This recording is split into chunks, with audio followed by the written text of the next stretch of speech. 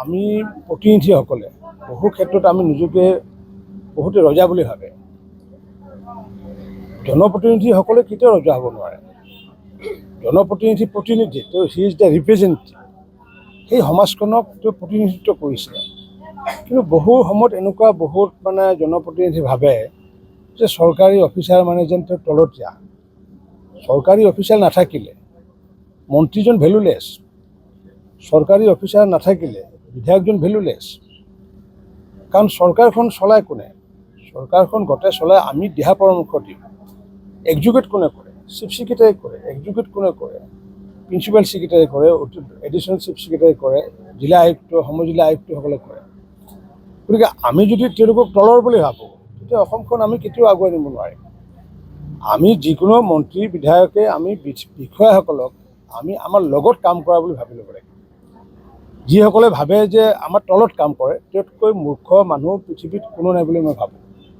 আৰু যিসকলে ভাবে যে আমাৰ লগত কাম কৰিছে বিষয়াজনে, তো চিফ ছেক্ৰেটাৰী হওক বা জিলা আয়ুক্তই হওক, লগত কাম কৰিবলৈ যিজনে ভাবে, তেওঁ আচলতে আগন্তুক দিনত সমাজখনক আগুৱাই নিব লাগিব।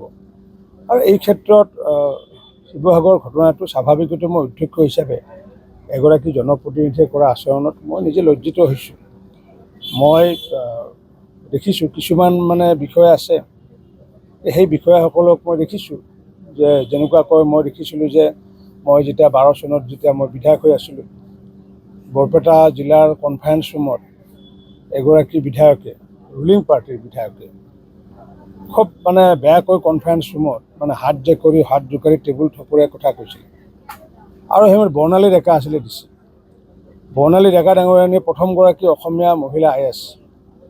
তেখেতে মোৰ সন্মুখতে সেই বিধায়কগৰাকীক মই নাম ক'ব খোজা নাই, সেই বিধায়কগৰাকীক কিন্তু প্ৰত্যুত্তৰ দিছে। তেখেতে কৈছিলে mind your body language, this is not the assembly. এইটো আপুনি DC কনফাৰেন্সত বহি আছে, ইচ্ছা কৰিলে মই আপোনাক গেটাৰটো দিব পাৰোঁ। গতিকে তেনেকুৱা বিষয়ৰ প্ৰয়োজন আছে। এনেকুৱা প্ৰতিনিধিসকলক শিকাবলৈ তেনেকুৱা বিষয়ৰ প্ৰয়োজন আছে। ৰাজীৱ বৰা আছিলে বৰপেটা DC আছিলে।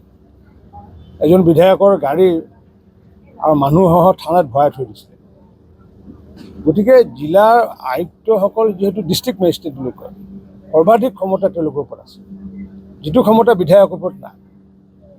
জিলা আয়ুক্তৰ ওপৰত যিটো ক্ষমতা থাকে তাৰে 10% ক্ষমতাও নাথাকে বিধায়কৰ ওপৰত।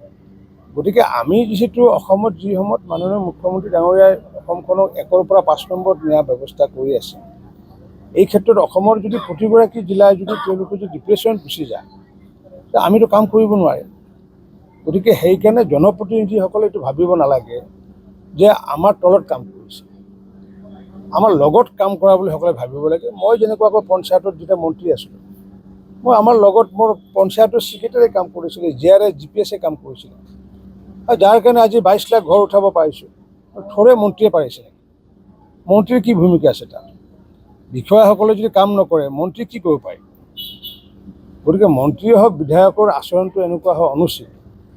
আৰু যিটো আচৰণ কৰিলে সমাজৰ ক্ষতি হয়, যিটো আচৰণ কৰিলে শিৱসাগৰৰ ক্ষতি হ'ব পাৰে, বিভিন্ন সমষ্টিৰ ক্ষতি হ'ব পাৰে, তেনেকুৱা আমি আচৰণৰ পৰা আমি বঞ্চিত, আমি আঁতৰি থকাটো ভাল বুলি মই ভাবোঁ।